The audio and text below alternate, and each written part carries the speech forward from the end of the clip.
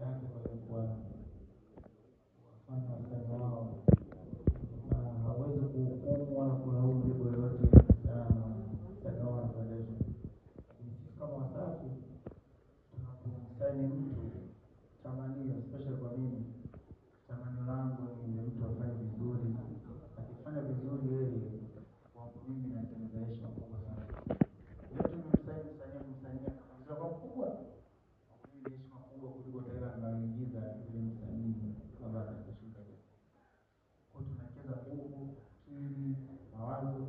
Inaonekana tu kama msanii, lakini nyuma wasanii leo tutakuwa tunaweka ndio hiyo tunapopatia brand yako mbele. Kama mimi nadhani wengi wao wanafanya katika shughuli zangu, peji yangu inaweza kubadilika kama peji kama msanii. Nyanyua mtu kutoka sehemu fulani kufika sehemu fulani. Sasa sisi tumepata bahati moja ambayo tunamshukuru Mwenyezi Mungu.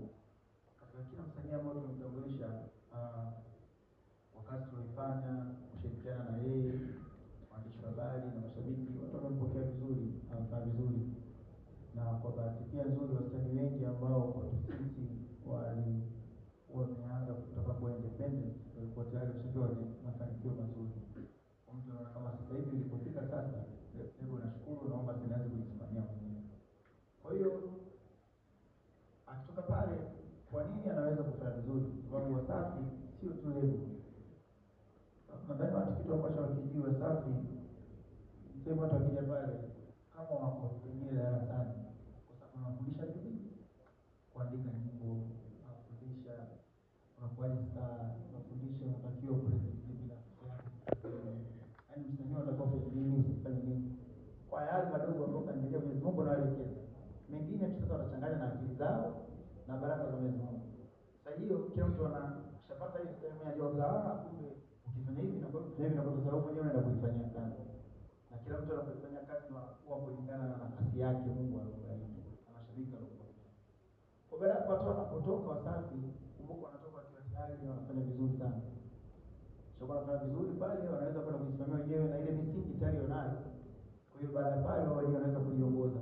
Hata kama mtu kitokea kidogo, kuna sehemu kashiki kidogo, inakuwa ni kidogo sana. Lakini kwa imani yangu mtu wote anatoka Wasafi anaweza kufanya vizuri sana.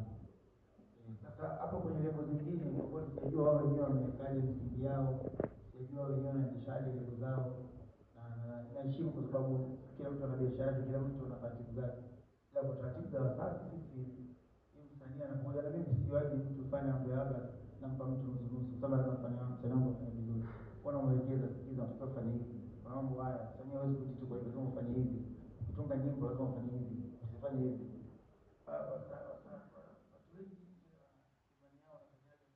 Msanii sio kuandika nyimbo. Mimi nimeandika nyimbo za wasanii wengi mazuri. Wasanii wengi wa Wasafi kila mtu akija pale. Kwanza mimi na yeye nani kama andika mwenzie nyimbo. Kaina wanawaambia. Ila nyingi sana.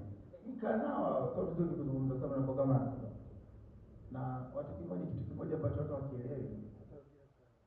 Hata wengine si Wasafi. Sasa mambo yao yanazungumza. Yaani mimi niko tu hivyo. Sio nikafika studio nikakuta nyimbo yako unasema iko sawa nikakuacha nitakusaidia. Wanapokuwa ukisema usiposema sitaki kwenda kuzungumza. Miongoni mwa vitu ambavyo nadhani watu wengi wafahamu. Nadhani yani mimi strength yangu imetokana kwanza na kuandika. Yaani mimi kama mwanamuziki, mimi sio mwanamuziki tu hapo huko. Yaani mimi nikishika peni naweza kuandika nyimbo yoyote, naweza kuandikia Mlingo, naweza kuandikia R&B, naweza kuandikia Kibokata, naweza kuandikia hip hop, naweza kuandikia mapiano. Na kila muziki najua ni uandike vipi. Yaani kama nyimbo inaitwaje, inaitwa Salama na nani na Granada. Hapa nimeachana na mtu. Ngoja nimshindilie maneno na wao. Unajua hivi. Ikifika kwenye piano, siwezi kuandika kitu cha siri. Kwa sababu piano inataka vitu siri. Nakuletea usika sana kwenye piano. Taandika makuzi vitu ambavyo mtu akisikia atafurahi atapata faida. Sasa kutoka kwa ukiandika nyimbo ya mapenzi ya kuumizwa nitaandika nyimbo kama hii.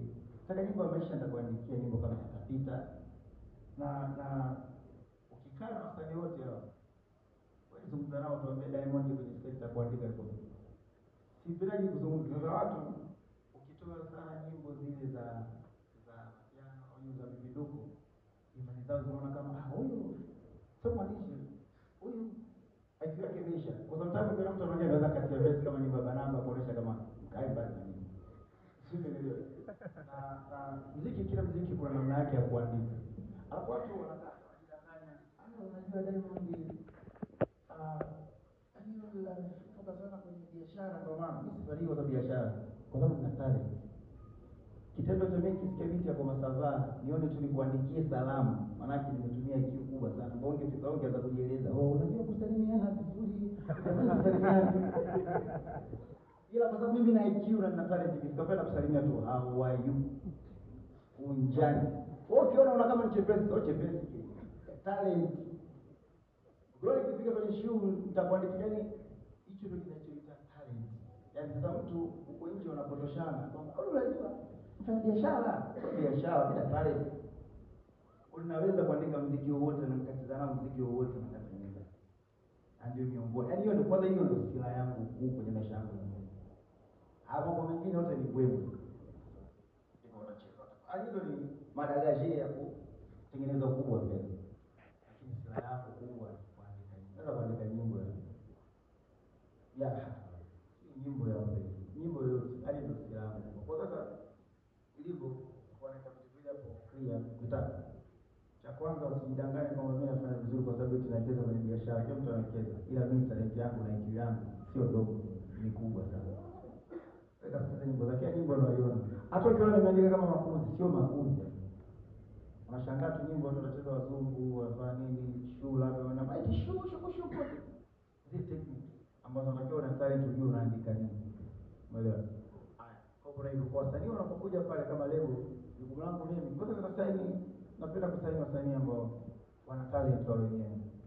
Waweze kuandika nyimbo zao. Na mimi Mungu kanibariki wasanii wangu wengi walioandika wasaini wao wenyewe wanakuwa wanajiweza.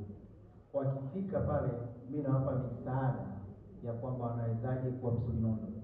Yaani usiwe tu msanii wa kawaida kwa sababu kwenye soko watu wengi wanatoa nyimbo ambazo nao nyimbo zao ni nzuri, lazima uheshimu nyimbo kila mtu.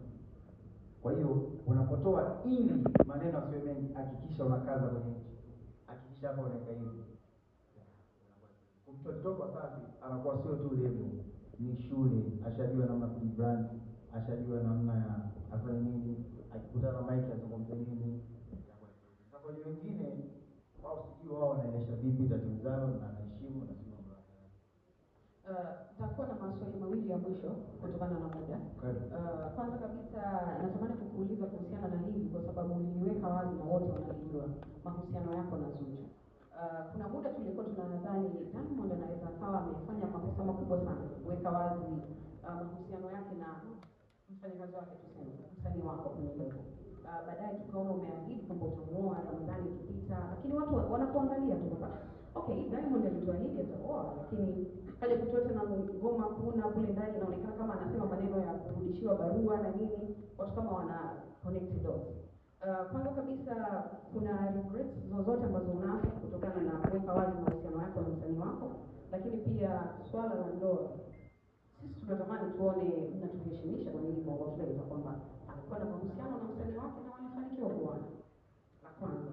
La pili, natamani kujua kama sisi tunakuona ukiwa na hali nzuri muda wote, hatujui maisha yako behind. Nimesikia story kuhusiana na msanii mmoja kutokana na kazi zake na nini, distribution company walidhulumu na vitu kama hivyo, ana depression sana. Natamani kujua Diamond ambaye tunakutegemea utufikishie muziki wetu mbali zaidi, kuna kipindi ulipitia depression